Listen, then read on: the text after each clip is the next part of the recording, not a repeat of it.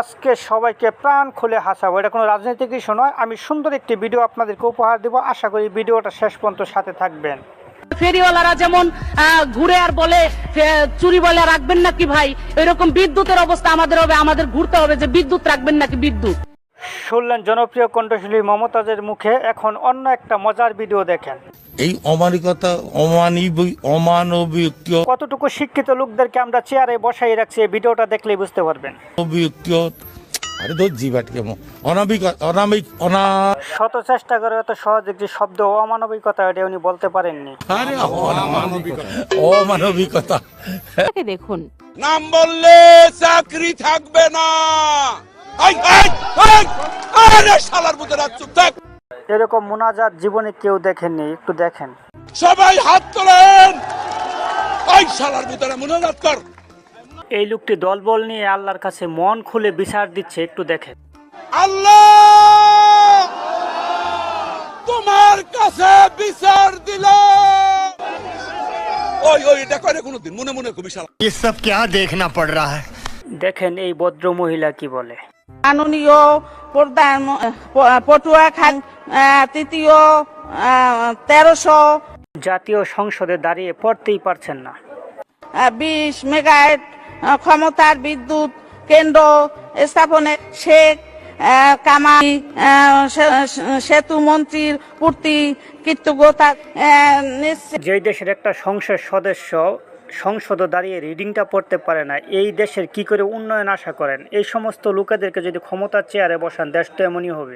এই লোকটাকে জাতীয় সংসদে আল্লামা মুফতি বলা হয়। দেখেন কোরআন তেলাওয়াত করার কি স্টাইল।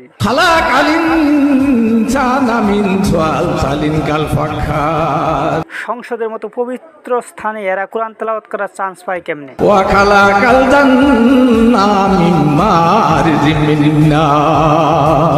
কোরআন হাদিসের উপর যারা পিএইচডি করেছে ওনারাও মমতাজের সামনে ফেল। একটু শোনেন উনি কি বলেন কোরআন সম্পর্কে, হাদিস সম্পর্কে। কুরআন শরীফের গ্রীষ্মচন্দ্র সেনের বাংলা থেকে শুরু করে এমন কোন বাংলা তর্জমা নাই যেটা অনেকবার না পড়েছি।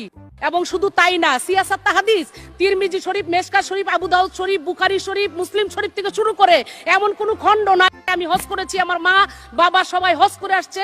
আমার বাবা একজন বাউল ছিলেন, গানও করতেন। আমরা সবই করি। কি বুঝলেন? ওনারা সবই করেন, গানও পড়েন, হজও করেন, কোরআন তেলাওয়াতও করেন, হাদিসও পড়েন। যাই হোক, দেখেন একজন উচ্চশিক্ষায় শিক্ষিত কি বলে। এবং 1916-17 অর্থ বছরের সম্পূরক বাজেট মাননীয় মন্ত্রী 2016-17 বলবে 2016-17, সেখানে বলতেছে 1916-17। দেখেন এই হুজুরটি কি দোয়া করছে। জাতির জনক এবং তার পরিবারকে যারা হত্যা করেছে, আল্লাহ সকলকে তুমি জান্নাত দান করে দিও আল্লাহ। উনি দোয়া করছেন বঙ্গবন্ধু শেখ মুজিবুর রহমানকে যারা হত্যা করেছে তাদের সবাইকে যেন আল্লাহ জান্নাত নসিব করে। অথচ দোয়ার আয়োজন উনারাই করে। দেখেন মমতা সাফা আবার কি বলে। ফেরিওয়ালারা যেমন ঘুরে আর বলে চুরি বলে রাখবেন নাকি ভাই, এরকম বিদ্যুতের অবস্থা আমাদের হবে, আমাদের ঘুরতে হবে যে বিদ্যুৎ রাখবেন নাকি বিদ্যুৎ। ওনারা বিদ্যুতে যে ঋণ রেখে গেছে, দেশ যদি 5 বার বিক্রি করা হয় ঋণ শোধ হবে না। আজকে কিন্তু তাই হয়েছে। আজকে আর মানুষ বিদ্যুৎ চায় না, ঘরে ঘরে বিদ্যুতের আলো পৌঁছে। শামীম ওসমানের সেই প্রিয় ডায়লগ, খেলা হবে। আসো খেলবো, খেলা হবে, খেলা হবে। এই ভদ্র মহিলা সংসদ চলাকালীন সময় ঘুমিয়ে পড়েছে। তার সহচররা যারা আছেন তারা সবাই ধরেই নিয়েছেন উনি মারা গেছেন, কিন্তু কাছে যাওয়ার পর যখন ওনাকে ডাক দিলেন, দেখেন ওনার রিয়েকশন কি। সবাই বলাবলি করছে না না মরেনি মরেনি। আসেন এবার শুনি মাননীয় প্রধানমন্ত্রীর সেই হাস্যকর বক্তব্যগুলো, যে বক্তব্যগুলো দেওয়ার সাথে সাথে ভাইরাল হয়ে গেছে। কাঁঠালে কাবাব করি, মাংসের পরিবর্তে কাঁঠালটা দিয়ে আমরা ওই স্বামী কাবাব বানানো বা বার্গার বানানো। তো বেগুন দিয়ে বেগুনি না খেয়ে আরও যে সবজি সহজলভ্য আছে সেটা দিয়ে খেলেই হয়, আমরা তাই খাই। মিষ্টি কুমড়া দিয়েও বেগুনি বানানো যায়। পেঁয়াজ ছাড়াও কিন্তু রান্না হয়। হ্যাঁ, আমি কিন্তু করি, আমি করি তো। যার কথা না বললে তার উপর অবিচার করা হবে। একটু দেখেন আমাদের কাকুকে শেষ বেলায়।